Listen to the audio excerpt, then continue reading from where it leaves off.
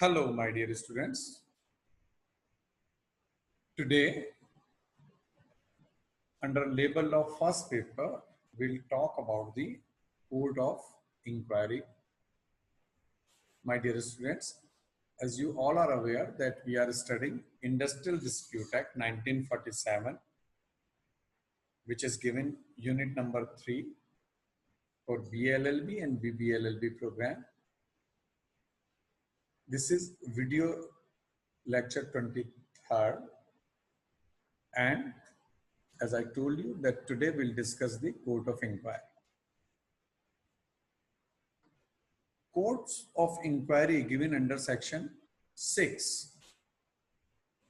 and in case of the failure of the conciliation proceedings to settle a dispute, the government can appoint a court of inquiry to inquire into any matter connected with or relevant to industrial dispute.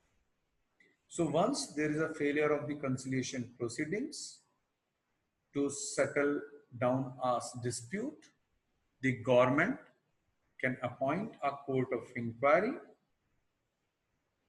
and this may inquire into any matter connected with or relevant to industrial dispute.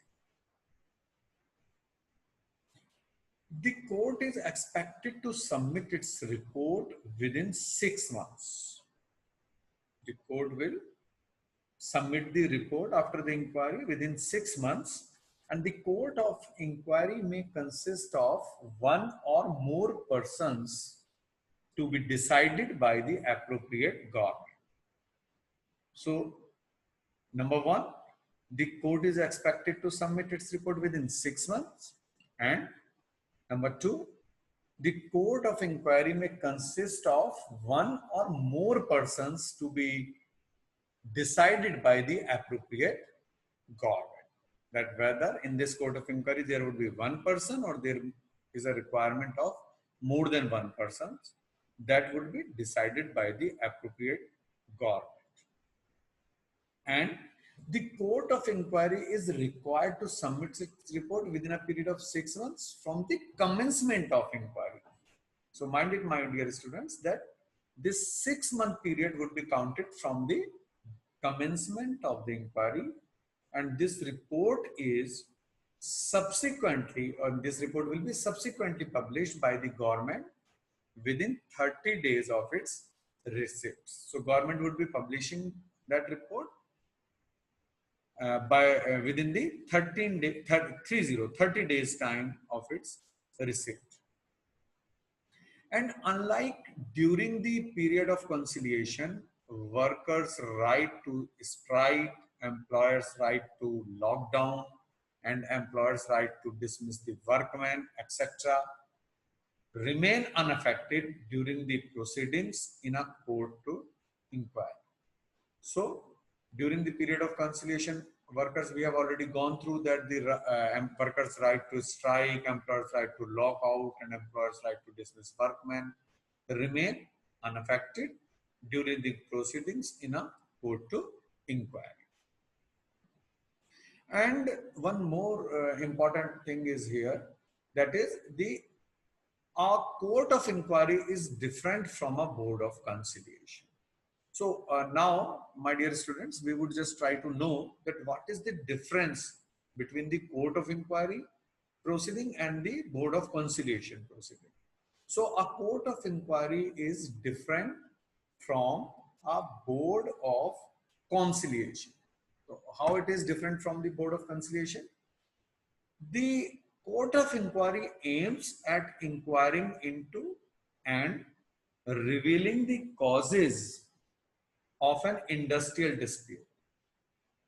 So court of inquiry will be focusing on, it will be inquiring into and will be revealing the causes of an industrial dispute, while on the other hand, the board of conciliation, the board of conciliation's basic objective is to promote the settlement of an industrial dispute. So The focus of the court of inquiry is into revealing the causes of an industrial dispute. So more focus of the court of inquiry is to gathering the facts or the findings, right? While the focus of the board of conciliation is to promote the settlement of an industrial dispute. And this is the reason a court of inquiry is primarily fact-finding machinery. So the court of inquiry is the primarily known as the fact-finding machinery, while board of conciliation takes care of that how to promote the settlement of the industrial dispute. So this is the main difference between a court of inquiry and board of conciliation, my dear students. I would just revise it once again for your convenience and to make you comprehend in a better way that court of inquiry is different from the board of conciliation. Why? Because the court of inquiry aims at inquiring into and revealing the causes of industrial dispute. What is the reason of industrial dispute? That fact finding. So we call the court of inquiry as a fact finding machinery also. While the focus of the board of conciliation is on that how to promote the settlement of an industrial dispute, that how to settle down the dispute.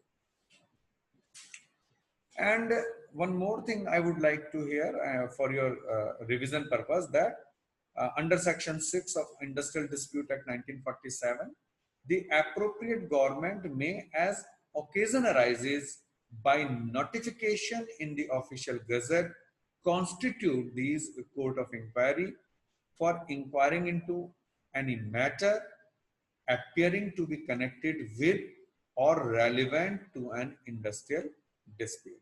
So the appropriate government through notification in the official gazette will constitute this court of inquiry, and for inquiring into any matter which is appearing to be connected with or relevant to an industrial dispute. So this is the reason why this appropriate government through notification in the official gazette constitute this court of inquiry. And one more thing, that is the, as I have already discussed with you, I have told you that a court may consist of one independent person or of such number of independent persons as the appropriate government may think fit, and where the court consists of two or more members. One of them shall be appointed as the chairman. So one independent person of such number of independent persons, right? That court may consist, and if the appropriate government may think fit, and where a court consists of two or more members, one of them shall be appointed as the chairman for this court of inquiry. And a court having the prescribed quorum may act notwithstanding the absence of the chairman or any of its members or any vacancy in its number, provided that if the appropriate government notifies the court that the services of the chairman have ceased to be available, and the court shall not act until a new chairman has been appointed. So this is again one more provision given under this act for court of inquiry. So my dear students, we have just gone through the court of inquiry given under section 6 today. And now I will just like to throw some light on the voluntary arbitration also. That what is voluntary arbitration? So far the voluntary arbitration is concerned, that is given under section 10A, and on failure of the conciliation proceedings, the conciliation officer may persuade the parties to refer the dispute to a voluntary arbitrator, and voluntary arbitration refers to getting the dispute settled through an independent person chosen by the parties involved mutually and voluntarily.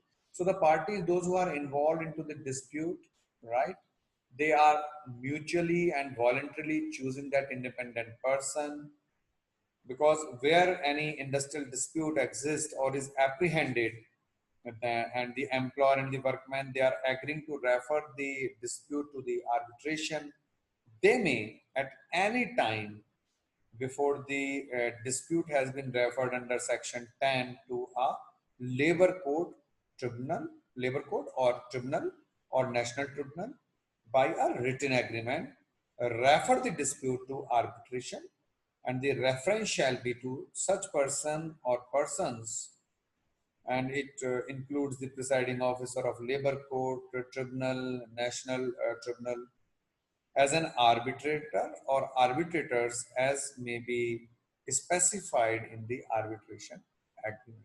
So once the conciliation proceedings fails, and parties they are agreeing that we would like to go for the voluntary arbitration, they will choose an independent person, right? And then matter would be forwarded for that purpose. And in other words, arbitration offers an opportunity for a solution of the dispute through the arbitrator, jointly appointed by the parties to the dispute.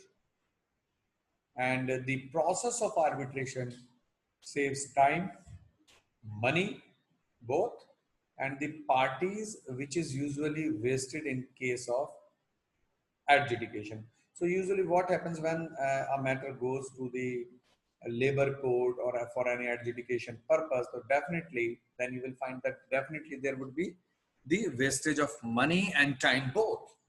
Both the parties, they would be just leaving the work where they are engaged, and they would be just going for the adjudication proceedings, and it's a lengthy process, time consuming process.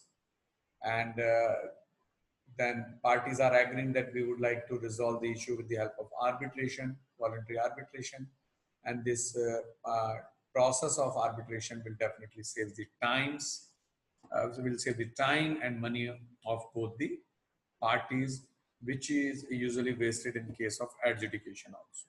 And where an arbitration agreement provides for a reference of dispute to an even number of arbitrators, then the agreement shall provide for the appointment of another person as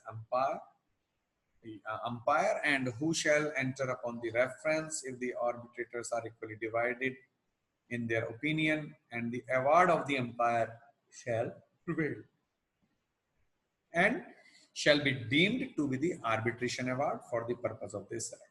So my dear students, I would just repeat that where an arbitration agreement provides for the reference of the dispute to an even number of arbitrators, so there is a possibility that the agreement shall provide for the appointment of another, means there is a, the reference of the dispute to an even number of arbitrators, and the agreement shall provide for the appointment of one another person as umpire who shall enter upon the reference, because sometimes it might happen that arbitrators are equally divided in their opinion, and the award of the umpire shall prevail and shall be deemed to be arbitration award for the purpose of this act. And an arbitration agreement must be in prescribed manner and signed by the parties thereto. And an arbitration agreement referred in subsection 1, what I have told you right now, shall be in such form and shall be signed by the parties thereto in such manner as may be prescribed. And a copy of arbitration agreement shall be forwarded to the appropriate government as well, and the conciliation officer and the appropriate government shall within 1 month from the date of receipt of such copy publish the same in the official gazette also within the one month time, as I told you. And where an industrial dispute has been referred to arbitration and appropriate government is satisfied that the persons making the reference represent the majority of each party, the appropriate government may within the time referred in subsection 3 that I told you, the 1 month, issue a notification in such manner as may be prescribed. And when any such notification is issued, the employers and the workmen who are not parties to the arbitration agreement but are concerned in the dispute, though they are not the parties but they are concerned in the dispute, shall be given an opportunity of presenting their case before the arbitrator or arbitrators. Though these employers and workmen are not the parties in that arbitration agreement, but they are somehow connected to the dispute or are concerned in the dispute. So this is again one more provision given. And the arbitrator or arbitrator shall investigate the dispute and submit to the appropriate government the arbitration award signed by the arbitrator or all the arbitrators as the case may be. So, industrial dispute has been referred to the arbitration and notification has been issued. Then, I mean, wherein this industrial dispute has been referred to the arbitration and a notification has been issued. Then, under subsection 3A, the appropriate government may by order prohibit the continuance of any strike, lockout in connection with such dispute, which may be in existence on the date of the reference. And nothing in the Arbitration Act 1940 shall apply to arbitrations under this section. So these are certain, you know, provisions given under section 10A regarding the voluntary reference of dispute to the arbitration. It's means when the parties are willing to resolve the issue out of court, they do not want to go for the adjudication further. So this is all about, my dear students, about the court of inquiry, and I have given you the overview of the voluntary reference of disputes to arbitration also. So I believe, I hope that this lecture will help you, and I believe that this lecture has made you comprehend about the topic. Thank you so much. Have a nice day. Have a nice time. Thank you.